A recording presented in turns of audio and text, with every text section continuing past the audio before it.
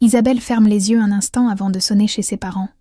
Ses mains tremblent légèrement autour du petit paquet soigneusement emballé qu'elle tient contre sa poitrine.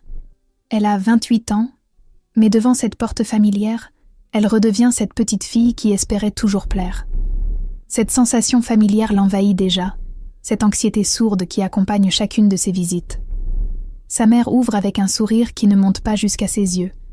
Elle embrasse Isabelle distraitement, et son regard scrute déjà sa silhouette avec cette expression que sa fille connaît par cœur. Cette inspection muette dure quelques secondes de trop. « Tu as pris du poids, ma chérie. C'est le stress du travail ?» Isabelle sent son estomac se nouer immédiatement. Elles ne se sont pas vues depuis 3 mois. Et voilà la première chose que dit sa mère. Aucun « comment ça va ?» Aucun « tu m'as manqué ?» Juste cette observation cruelle déguisée en inquiétude maternelle. « Bonjour maman, joyeux Noël à toi aussi. » Le salon familial résonne de conversations animées quand elles entrent ensemble. Camille, sa sœur de 25 ans, rayonne dans sa robe de grossesse parfaitement ajustée. Son fiancé Thomas et ses futurs beaux-parents l'entourent d'attentions bienveillantes. Chaque geste de Camille suscite des sourires attendris. Chaque mot provoque des hochements de tête approbateurs. L'atmosphère baigne dans cette adoration collective. « Isabelle !» s'exclame Camille en se levant gracieusement.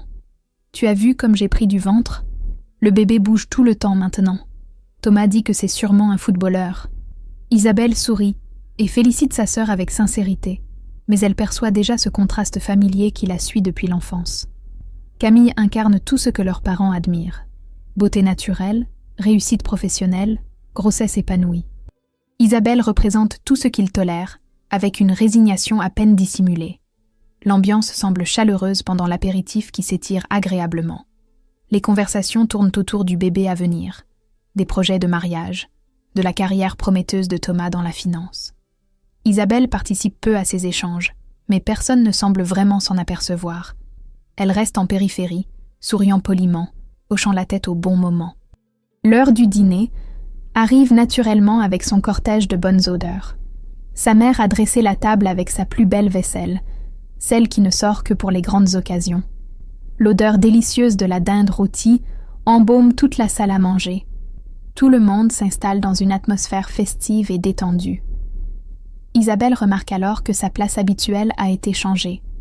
Elle se retrouve légèrement à l'écart, comme en retrait du cercle familial principal. Cette nouvelle position la surprend, mais elle s'installe sans faire de commentaires. « Alors, qui veut de la dinde ?» annonce gaiement sa mère en se dirigeant vers la cuisine.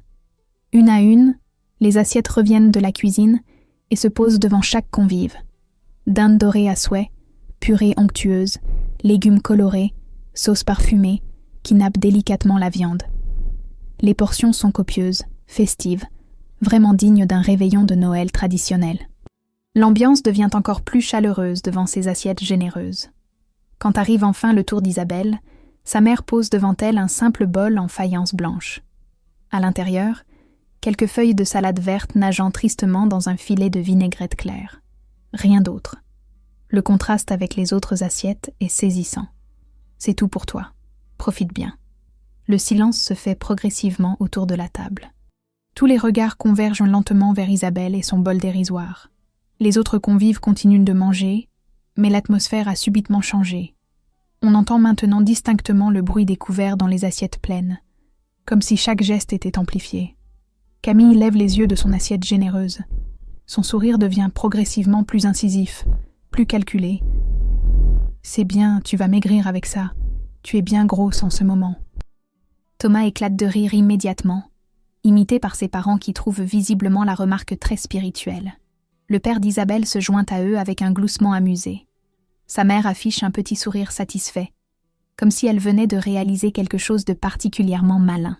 « Voilà une bonne résolution de nouvelle année qui commence en avance », lance le père de Thomas entre deux rires. Les rires redoublent autour de la table. Isabelle fixe son bol de salade sans pouvoir détacher ses yeux de ces feuilles vertes qui semblent la narguer dans leur solitude. Autour d'elle, les conversations reprennent peu à peu, ponctuées de petits gloussements étouffés qui résonnent encore dans l'air. Son cœur bat maintenant si fort qu'elle a l'impression que tout le monde peut l'entendre. Ses mains deviennent progressivement moites. Sa gorge se serre jusqu'à l'étouffement total. Elle se lève alors lentement, repose sa serviette délicatement sur la table et sort de la salle à manger sans prononcer un seul mot. Derrière elle, elle entend sa mère appeler mollement « Isabelle ? Où tu vas donc ?» Mais elle ne se retourne pas. Elle traverse le hall d'entrée d'un pas déterminé, prend son manteau et sort dans la nuit froide de décembre. Dans sa voiture, elle reste assise plusieurs minutes sans démarrer le moteur. Ses mains tremblent encore sur le volant. Elle vient de comprendre quelque chose d'essentiel. Cette humiliation était parfaitement orchestrée depuis le début. Que va-t-il bien se passer maintenant ? Isabelle se réveille dans son petit appartement parisien avec une sensation étrange. Pour la première fois depuis des années, elle a dormi d'une traite, sans cauchemars ni réveils anxieux. La lumière de décembre filtre doucement à travers ses rideaux. Elle se sent différente, comme si quelque chose s'était libéré en elle pendant la nuit. Cette paix inhabituelle dure exactement jusqu'à ce qu'elle regarde son téléphone. 63 appels en absence, tous de sa mère. Son cœur se met à battre plus vite. Elle connaît cette tactique. Sa mère transforme toujours ses propres erreurs en urgences dramatiques. Isabelle hésite un moment, puis décide d'écouter quelques messages vocaux. Elle s'installe dans son canapé, une tasse de thé à la main. Le premier message commence par des sanglots théâtraux.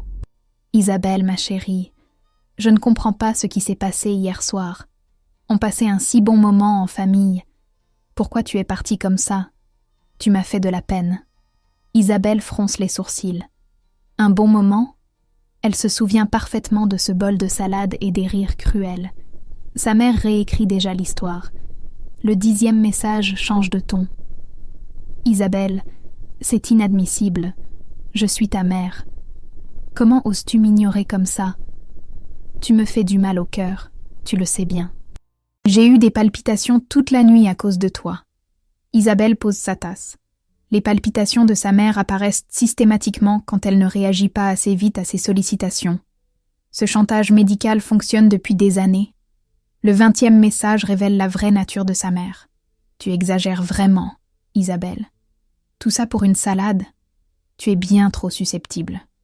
On voulait t'aider à faire attention à ta ligne, c'est tout. Tu devrais nous remercier au lieu de faire ta difficile. » Cette phrase la glace. Sa mère vient de confirmer que l'humiliation était intentionnelle. Elle appelle ça « de l'aide ». Isabelle comprend maintenant qu'elle ne s'excusera jamais sincèrement. Son téléphone sonne encore. Cette fois, c'est Camille. « Allô, Isabelle ? Écoute, maman pleure depuis hier soir. Tu pourrais au moins répondre à ses appels. Elle s'inquiète pour toi. »« Elle s'inquiète ?» répète Isabelle d'une voix blanche. « Bon, d'accord. Peut-être qu'on a été un peu dur hier. Mais c'était juste pour rire. Tu es notre famille. On a le droit de se taquiner. Tu prends tout trop au sérieux en ce moment. » Isabelle sent quelque chose se briser définitivement en elle. Sa propre sœur minimise cette humiliation publique. Elle transforme la cruauté en taquinerie familiale. Cette normalisation de la violence psychologique la révolte. « Camille, est-ce que tu trouverais normal que je te serve un bol de salade pendant que tout le monde mange de la dinde ? Oh, arrête ton drame. C'est pas la fin du monde. Maman voulait juste que tu fasses attention à ta santé. Elle t'aime, c'est pour ça. » Isabelle raccroche sans ajouter un mot. Elle reste assise dans son salon, contemplant son téléphone qui vibre encore et encore. Chaque sonnerie lui confirme qu'elle a raison de s'éloigner. Cette avalanche d'appels révèle quelque chose de fondamental sur sa famille. Ils ne comprennent pas qu'ils l'ont blessée. Pire, ils refusent de le comprendre. Sa souffrance les dérange parce qu'elle remet en question leur comportement. Isabelle se lève et se dirige vers son ordinateur. Elle ouvre son compte bancaire en ligne et examine ses économies. 23 000 €. Assez pour recommencer ailleurs, loin de cette toxicité quotidienne. Elle prend alors une décision qui va changer sa vie. Elle compose le numéro de son chef et demande à prendre ses congés immédiatement. Puis elle appelle l'agence immobilière lyonnaise qu'elle avait contactée par curiosité il y a quelques mois. « Bonjour, c'est Isabelle Martin. L'appartement rue de la République est-il toujours disponible ?» Sa voix tremble légèrement, mais sa détermination est inébranlable. Elle ne fuit pas sa famille. Elle choisit sa santé mentale. Elle choisit de se respecter enfin. Son téléphone sonne une nouvelle fois. Elle regarde le nom de sa mère s'afficher sur l'écran. Pour la première fois de sa vie, Isabelle éteint complètement son téléphone. Que va découvrir Isabelle à Lyon?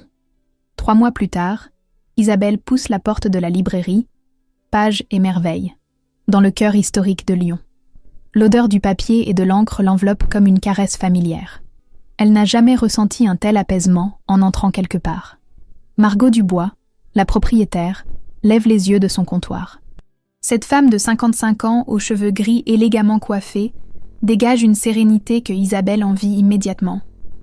Son sourire semble authentique, dépourvu de cette fausse bienveillance que sa famille maîtrise si bien. « Bonjour, vous cherchez quelque chose de particulier ? En fait, je me demandais si vous cherchiez une employée. Je viens d'emménager dans le quartier. » Margot l'observe avec attention mais sans jugement.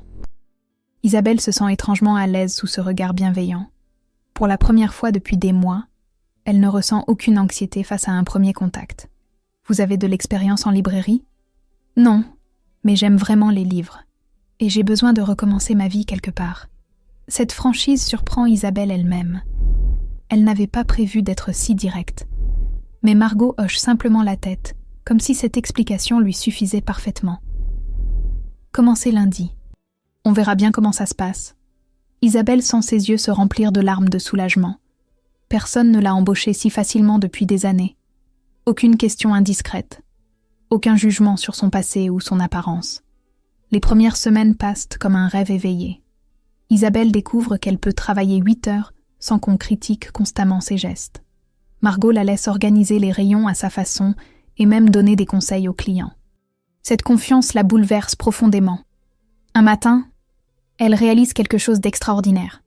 Elle vient de prendre son petit déjeuner sans culpabiliser. 2 tartines de confiture et un grand café au lait qu'elle a savouré tranquillement en lisant. Personne n'était là pour compter ses calories ou faire des remarques sur ses portions. Cette liberté alimentaire la transforme progressivement. Elle mange quand elle a faim, s'arrête quand elle est rassasiée. Son corps retrouve ses sensations naturelles après des années de restrictions imposées. Elle découvre qu'elle aime le pain frais et qu'elle n'a jamais vraiment aimé la salade. Margot devient rapidement plus qu'une patronne. Cette femme observe Isabelle avec une attention maternelle authentique. Elle remarque quand Isabelle sursaute aux éclats de voix. Elle voit sa façon de s'excuser constamment, même quand elle n'a rien fait de mal. « D'où venez-vous exactement, Isabelle ?»« De Paris. J'avais besoin de changement. » Margot n'insiste pas, mais Isabelle perçoit qu'elle comprend plus qu'elle ne dit. Cette discrétion respectueuse la touche profondément. Pour la première fois depuis longtemps, quelqu'un respecte ses silences sans les forcer. Les mois passent doucement. Isabelle s'inscrit dans une salle de sport du quartier. Pas pour maigrir ou se punir, mais pour le simple plaisir de bouger son corps. Cette motivation nouvelle l'étonne. Elle découvre qu'elle aime la natation et déteste vraiment la course à pied. Chaque petit choix personnel la reconstruit lentement. Elle achète des vêtements qui lui plaisent de vraiment. Elle mange au restaurant sans analyser chaque bouchée. Elle rit aux plaisanteries sans vérifier si c'est approprié. Un soir d'automne, en fermant la librairie, Isabelle se regarde dans le miroir de l'entrée. Elle voit une femme différente de celle qui était partie de Paris. Plus sereine, moins anxieuse. Ses épaules ne sont plus constamment contractées. Elle pense à sa famille pour la première fois depuis des semaines. Cette distance lui a fait du bien, mais elle sait que ce répit ne durera pas éternellement. Quelque chose d'important va-t-il venir perturber cette paix nouvellement trouvée ? Un mardi matin de novembre, Isabelle range les nouveaux arrivages quand la cloche de la librairie tinte doucement. Un homme d'une 30aine d'années entre en secouant discrètement la pluie de ses cheveux bruns. Il porte un manteau de laine sombre et une écharpe défaite avec négligence. Son regard parcourt les rayons avec une familiarité évidente. « Bonjour, vous avez reçu le dernier Modiano ?» demande-t-il en s'approchant du comptoir. Isabelle lève les yeux de ses factures.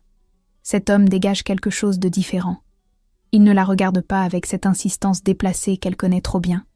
Ses yeux restent sur son visage sans descendre ailleurs. « Je crois qu'il est arrivé hier. Laissez-moi vérifier. » Elle se dirige vers la section littérature française. L'homme la suit sans se presser, les mains dans les poches.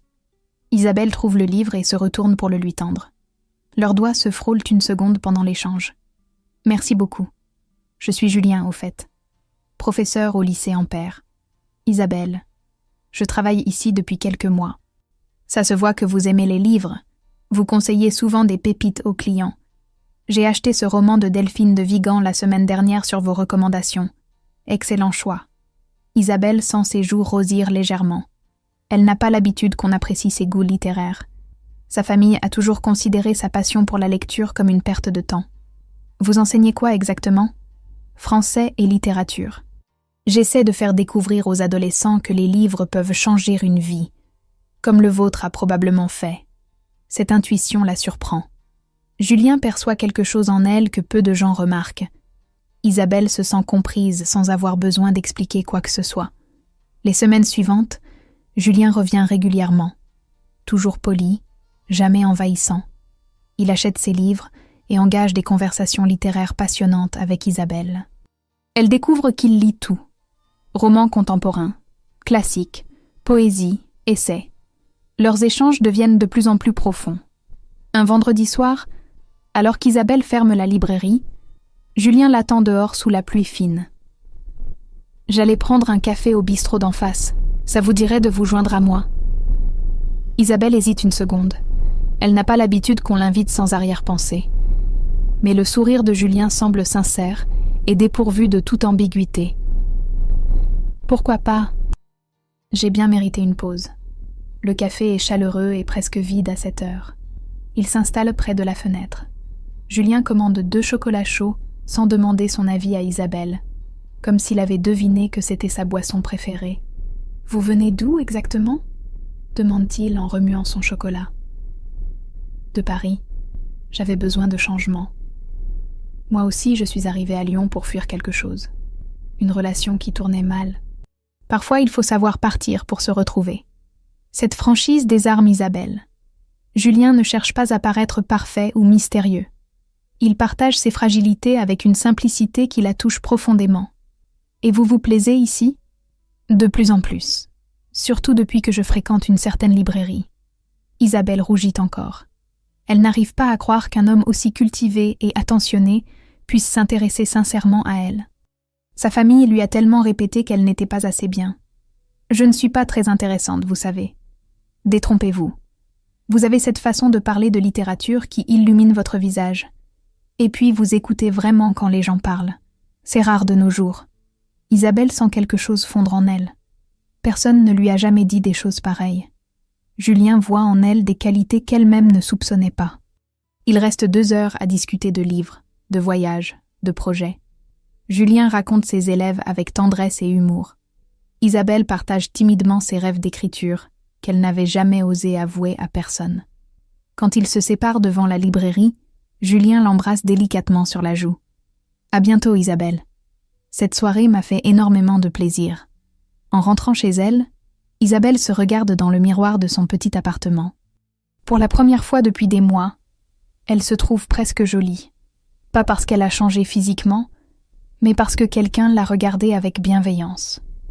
Cette nuit-là, elle s'endort en pensant aux yeux doux de Julien et à sa façon respectueuse de l'écouter. Que va devenir cette rencontre prometteuse ? 2 mois plus tard, Isabelle vit ses plus belles semaines lyonnaises.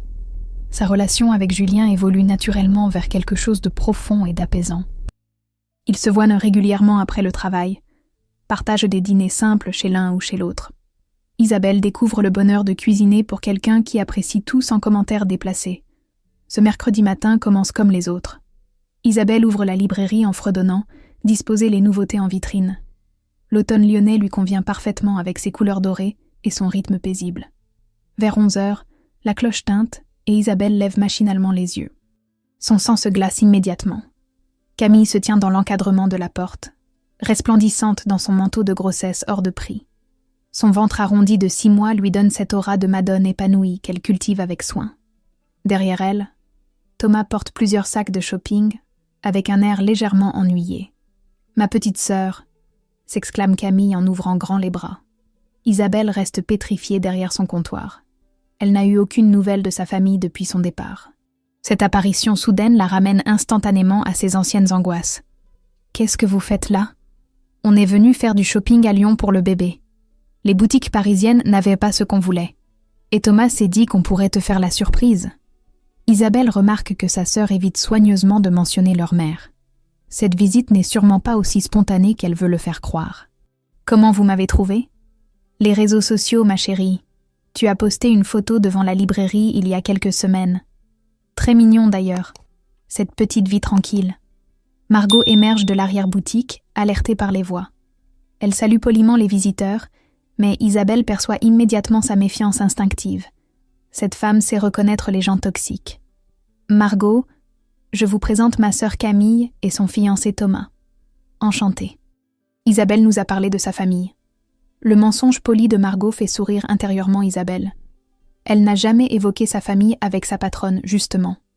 Camille se lance dans son numéro habituel. Elle inspecte la librairie avec cette condescendance bienveillante qu'elle maîtrise parfaitement. Ses commentaires fusent comme des piqûres déguisées en compliments. Oh, que c'est mignon! Une vraie petite librairie de quartier. Ça doit être reposant après le stress de Paris. Thomas, regarde comme Isabelle a l'air détendue. Presque en vacances. Isabelle serre les poings. Sa sœur transforme sa reconstruction personnelle en fuite de paresseuse. Elle minimise ses efforts et ses progrès avec cette habileté cruelle qu'elle connaît par cœur. Et financièrement, ça va ? Continue Camille en feuilletant un livre. Parce que bon, une librairie à Lyon, ça ne doit pas payer comme un poste parisien. Maman s'inquiète pour ton avenir, tu sais ? Isabelle sent la colère monter. Sa sœur ose parler d'argent devant Margot et insinuer qu'elle a gâché sa carrière. Cette technique de déstabilisation publique lui rappelle de douloureux souvenirs. « Je me débrouille très bien, merci. »« bien sûr, répond Camille avec ce sourire faux qu'Isabelle déteste. « Au fait, tu as maigri. C'est le stress ou tu fais enfin attention ?» Maman sera contente. Cette remarque perfide sur son poids réveille toutes les blessures d'Isabelle. Sa sœur sait exactement où frapper pour faire mal. Margot, témoin de l'échange, fronce les sourcils avec inquiétude. À cet instant, Julien pousse la porte de la librairie. Il vient comme convenu déjeuner avec Isabelle. Son visage s'illumine en la voyant, puis se fige en percevant l'atmosphère tendue. « Bonjour Isabelle. Je ne savais pas que tu avais de la visite. » Camille se retourne immédiatement et détaille Julien de la tête aux pieds avec un sourire carnassier. Isabelle redoute ce qui va suivre. « Oh, et qui est ce charmant monsieur ? Isabelle, tu ne nous avais pas dit que tu avais un petit ami. Julien, je te présente ma sœur Camille et Thomas.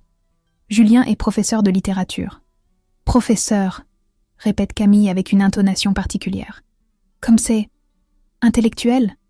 Et vous gagnez bien votre vie dans l'enseignement ?» L'indiscrétion de sa sœur horrifie Isabelle.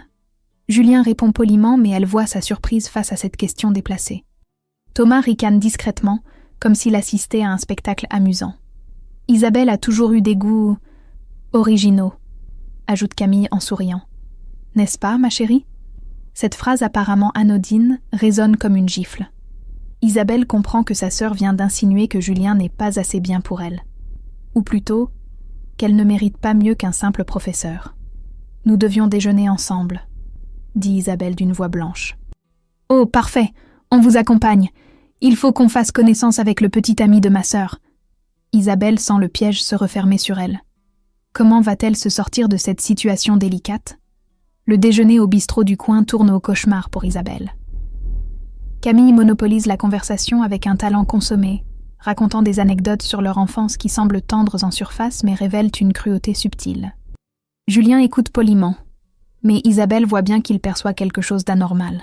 « Isabelle était si mignonne petite », raconte Camille en coupant délicatement sa salade. Elle passait ses journées à lire au lieu de jouer dehors. Maman disait toujours qu'elle vivait dans un monde imaginaire. Cette phrase apparemment innocente résonne douloureusement. Isabelle se souvient de ses reproches constants sur son amour des livres, transformés en défaut de caractère. Et elle était déjà gourmande à l'époque, continue sa sœur avec un rire cristallin. Maman devait cacher les gâteaux. N'est-ce pas, Isabelle ? Julien fronce légèrement les sourcils. Il commence à comprendre que ses souvenirs cachent autre chose. Isabelle fixe son assiette, incapable de répondre. Thomas, qui s'ennuie visiblement, consulte son téléphone. « On devrait y aller, chérie. Le train pour Paris est à 16h. »« Déjà ?» fait Camille avec une moue déçue parfaitement jouée. « On s'amusait si bien. Au fait, Isabelle, maman aimerait vraiment avoir de tes nouvelles. Elle s'inquiète énormément. Je vais bien comme tu peux le voir. Bien sûr, mais tu pourrais au moins l'appeler. Elle a eu des problèmes cardiaques récemment. » Le stress, tu comprends. Cette mention des problèmes cardiaques fait tilt dans l'esprit d'Isabelle. Sa mère utilise cette carte depuis des années pour culpabiliser ses filles. Le même chantage émotionnel ressurgit. Après leur départ précipité, Isabelle et Julien retournent à la librairie dans un silence pesant.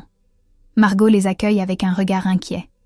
Elle a visiblement perçu la toxicité de cette visite. « Ça va, ma petite ?» demande-t-elle doucement. Isabelle s'effondre sur une chaise. Les émotions refoulées pendant le déjeuner explosent d'un coup.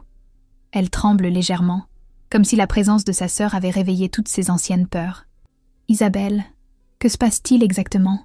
questionne Julien en s'asseyant près d'elle. Pour la première fois depuis son arrivée à Lyon, Isabelle ressent le besoin urgent de dire la vérité. Ces mois de paix lui ont donné la force de mettre des mots sur son passé. « Ma famille n'est pas celle que vous imaginez. » Margot ferme discrètement la librairie et prépare du thé. Cette femme comprend qu'un moment important se joue. Julien attend patiemment, sans forcer les confidences. « Pourquoi vous êtes-vous vraiment installée à Lyon ?» demande-t-il avec douceur. Isabelle inspire profondément. Elle commence par le réveillon de Noël, ce bol de salade qui a tout déclenché. Elle raconte l'humiliation publique, les rires cruels, sa fuite silencieuse. Sa voix tremble au début, puis se raffermit progressivement. Julien l'écoute sans l'interrompre. Son visage exprime une incrédulité croissante, puis une colère contenue. Margot hoche la tête comme si elle reconnaissait des mécanismes familiers. « Mais ce n'est pas tout », continue Isabelle. « Depuis l'enfance, ils me font comprendre que je ne suis pas à la hauteur. Camille a toujours été leur fierté. Moi, j'étais le problème à corriger. » Elle explique les régimes imposés dès l'adolescence, les comparaisons constantes, les remarques déguisées en bienveillance. Cette violence psychologique normalisée qu'elle a mis des années à identifier.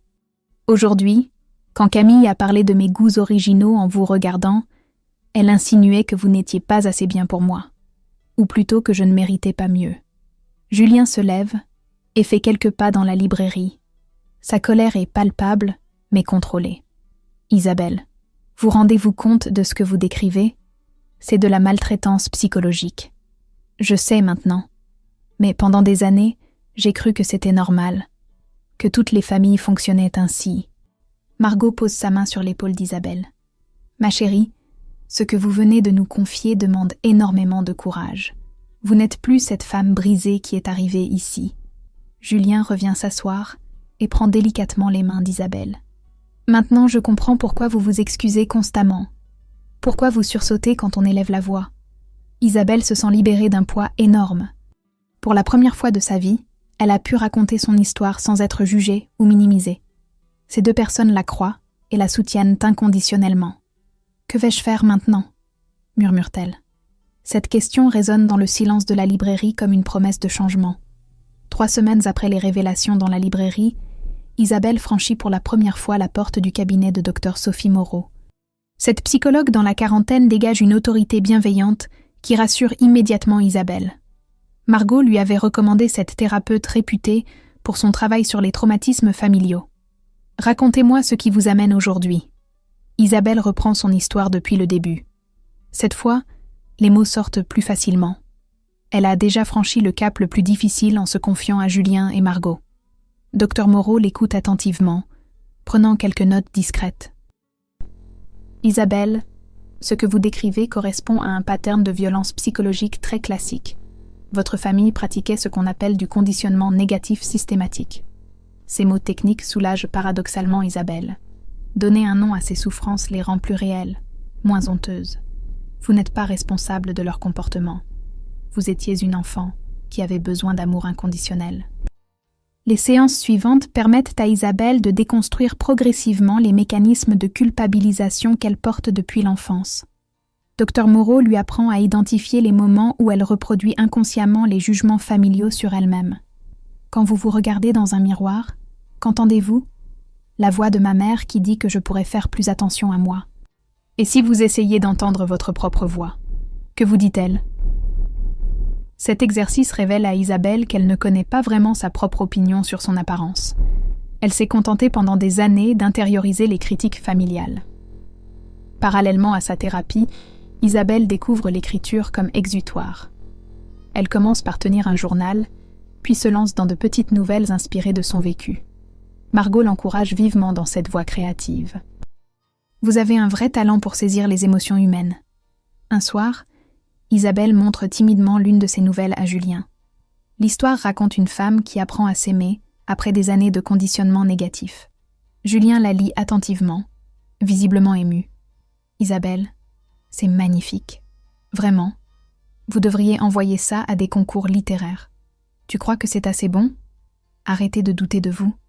Oui, c'est excellent. Cette validation la bouleverse. Pour la première fois de sa vie, quelqu'un reconnaît un talent en elle. Isabelle réalise qu'elle a passé des années à étouffer sa créativité par peur du jugement familial.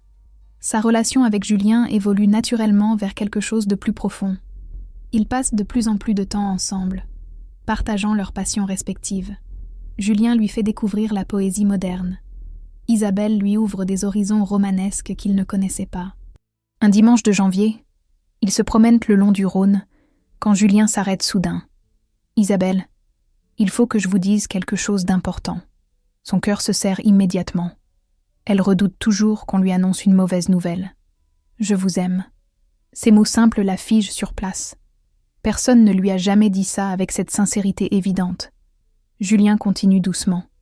« Je vous aime pour votre intelligence, votre sensibilité, votre courage, pour la façon dont vous vous reconstruisez chaque jour. » Isabelle sent ses yeux se remplir de larmes. Des larmes de bonheur cette fois. « Moi aussi je vous aime, Julien. Mais j'ai encore peur parfois. » Peur de quoi? De ne pas mériter tout ça. Julien la prend dans ses bras, avec une tendresse infinie. « Vous méritez tout l'amour du monde, Isabelle. Il faut juste que vous appreniez à le recevoir. » Cette nuit-là, ils font l'amour pour la première fois. Isabelle découvre son corps à travers le regard aimant de Julien. Plus aucune honte, plus aucun jugement. Juste l'acceptation totale de qui elle est. Au printemps, Isabelle envoie sa nouvelle à un concours littéraire, organisé par une revue lyonnaise. Elle le fait sans en parler à personne, par superstition autant que par pudeur. 3 semaines plus tard, elle reçoit un appel qui change tout. « Mademoiselle Martin, félicitations, votre nouvelle a remporté notre concours. » Isabelle raccroche, incrédule. Elle vient de gagner son premier prix littéraire. Cette reconnaissance extérieure valide officiellement son talent naissant. Mais au moment de célébrer cette victoire, une question la taraude encore. Que va-t-elle faire si sa famille apprend cette réussite? 2 mois après sa victoire littéraire, Isabelle découvre qu'elle est enceinte. Le test positif entre ses mains la plonge dans un mélange de joie et de terreur absolue. Elle reste assise sur le rebord de la baignoire pendant de longues minutes, essayant de digérer cette nouvelle qui va changer sa vie. Julien accueille l'annonce avec un bonheur évident. Il la serre dans ses bras et murmure des mots tendres contre ses cheveux. Cette réaction la rassure immédiatement sur ses sentiments, mais n'apaise pas ses propres inquiétudes.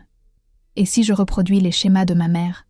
confie-t-elle à Dr Moreau lors de sa séance suivante. « Isabelle, le simple fait que vous vous posiez cette question prouve que vous ne reproduirez rien. Votre mère n'a jamais remis en cause ses comportements. Cette observation la réconforte partiellement, mais l'angoisse demeure. Porter un enfant réveille en elle des peurs ancestrales liées à sa propre enfance maltraitée. 3 semaines plus tard, son téléphone sonne un matin pendant qu'elle prend son petit déjeuner. Le nom de Camille s'affiche sur l'écran.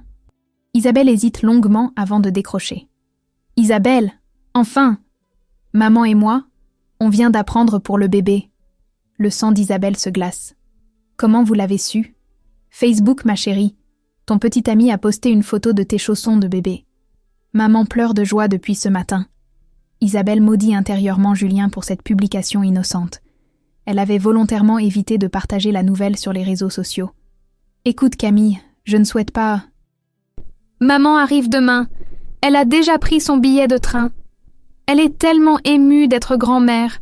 Tu ne peux pas lui refuser ça, Isabelle. » Cette annonce brutale la panique. Isabelle se sent prise au piège. Comment refuser à une future grand-mère de connaître son petit enfant sans passer pour une fille dénaturée? Le lendemain après-midi, sa mère débarque effectivement à Lyon. Elle a complètement changé de stratégie depuis le réveillon catastrophique. Fini la femme cruelle et manipulatrice. Elle arbore désormais le masque de la grand-mère éplorée et repentante. « Ma chérie, tu m'as tellement manqué. s'exclame-t-elle en serrant Isabelle dans ses bras devant la librairie. Cette démonstration d'affection publique met Isabelle profondément mal à l'aise. Sa mère joue parfaitement son nouveau rôle. Margot observe la scène depuis le comptoir avec une méfiance évidente.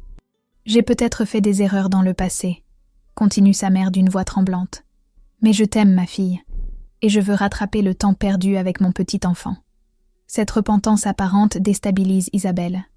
Sa mère semble sincèrement émue et fragile. Peut-être a-t-elle vraiment changé? Peut-être la perspective d'être grand-mère l'a-t-elle transformée? « Tu ne vas pas me priver de connaître mon petit-fils ou ma petite-fille ?» poursuit-elle avec des larmes dans les yeux. Isabelle se retrouve face au dilemme qu'elle redoutait. Refuser reviendrait à priver son enfant de sa grand-mère maternelle. Accepter signifierait rouvrir la porte à sa famille toxique. « Maman, les choses ont été difficiles entre nous. J'ai besoin de temps. Je comprends, ma chérie. Mais la vie est si courte. J'ai eu des problèmes de santé récemment. Mon cœur me fait souffrir. Le stress de notre éloignement, tu comprends. » Le chantage médical refait surface, mais cette fois avec la grossesse comme enjeu supplémentaire. Isabelle se sent émotionnellement manipulée, mais n'arrive pas à résister totalement. « Je pourrais peut-être rester quelques jours ?» propose sa mère avec un sourire plein d'espoir. « Pour qu'on apprenne à se reconnaître ?» Isabelle accepte contre son instinct profond. Sa mère s'installe dans un petit hôtel près de la librairie et passe ses journées à essayer de reconquérir sa fille. Mais au bout de 3 jours, les vraies habitudes ressurgissent progressivement. Les remarques déguisées recommencent, plus subtiles qu'avant, mais toujours présentes. « Tu as pris du poids très vite, dis donc. C'est normal ? Tu devrais faire attention à ce que tu manges pendant la grossesse. Cette librairie est charmante, mais financièrement, avec un bébé à venir... » Isabelle sent l'étau familier se resserrer autour d'elle. Sa mère n'a pas vraiment changé. Elle a juste adapté sa stratégie à la nouvelle situation.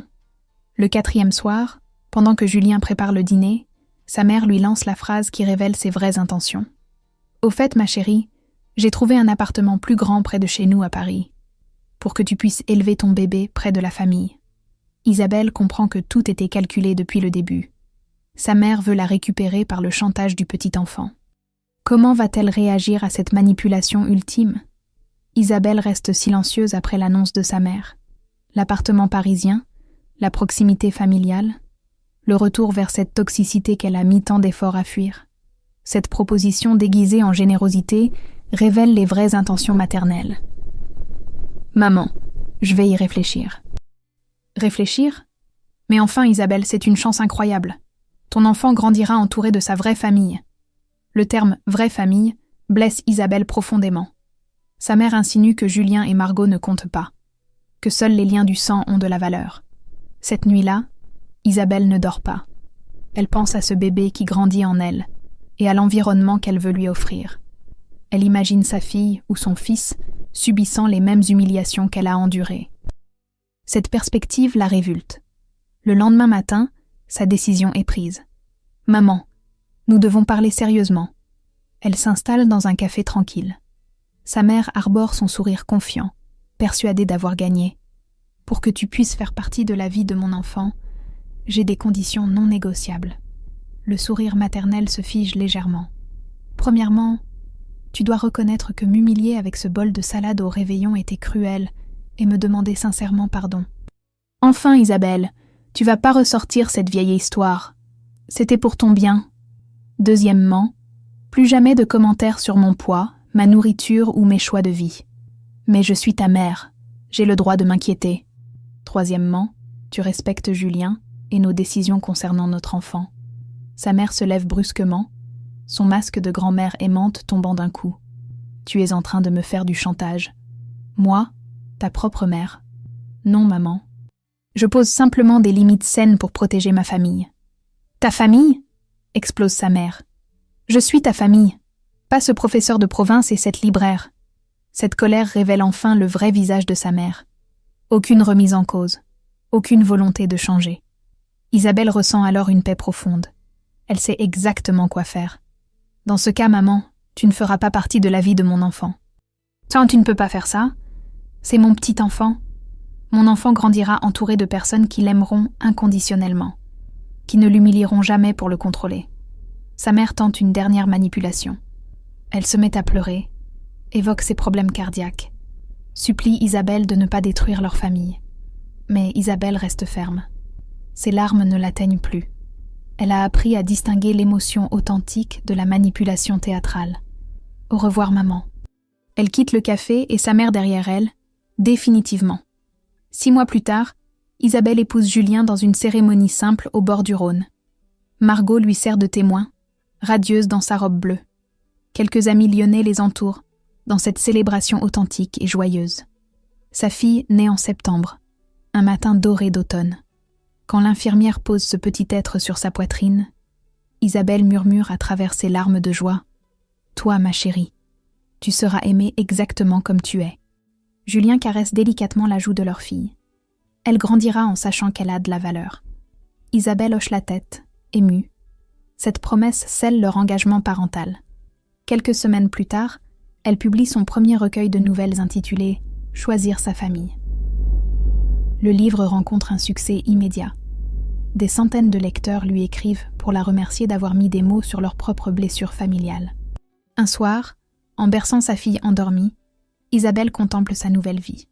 Elle pense parfois à sa mère avec tristesse, mais sans culpabilité. Elle a choisi l'amour authentique, plutôt que les liens toxiques. Elle a appris que la vraie famille ne se définit pas par le sang, mais par l'amour inconditionnel, le respect mutuel et la bienveillance quotidienne. Sa fille grandira dans cette certitude. Elle mérite d'être aimée pour qui elle est vraiment. C'est le plus beau cadeau qu'une mère puisse offrir à son enfant.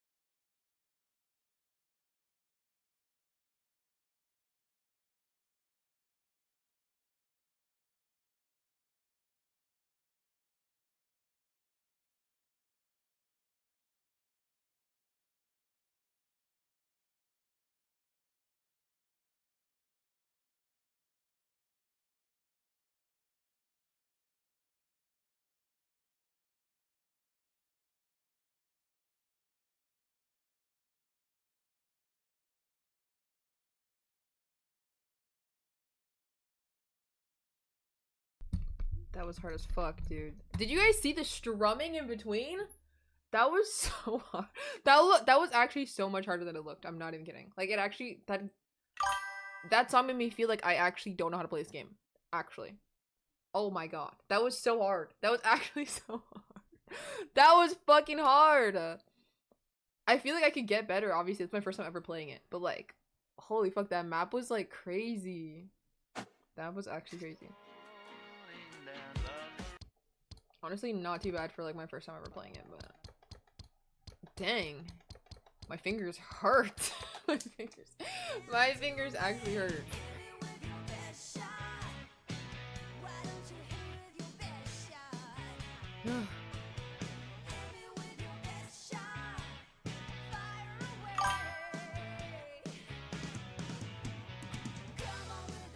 Expert level is a chill song, right? I was expecting it to get a little harder, you know, near the rap verse, but like I did not know it was gonna be like that. I hate that. The open strum to like that was just so hard. That was hard. I like the map though. The map's actually pretty good. A little repetitive, but still pretty good.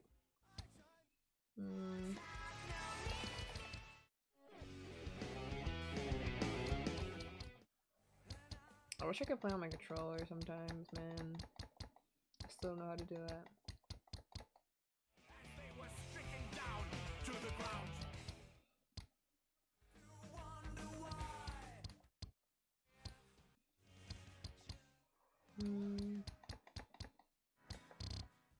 Bro, I keep saying I'm gonna get off and then I play another song. I can't help it.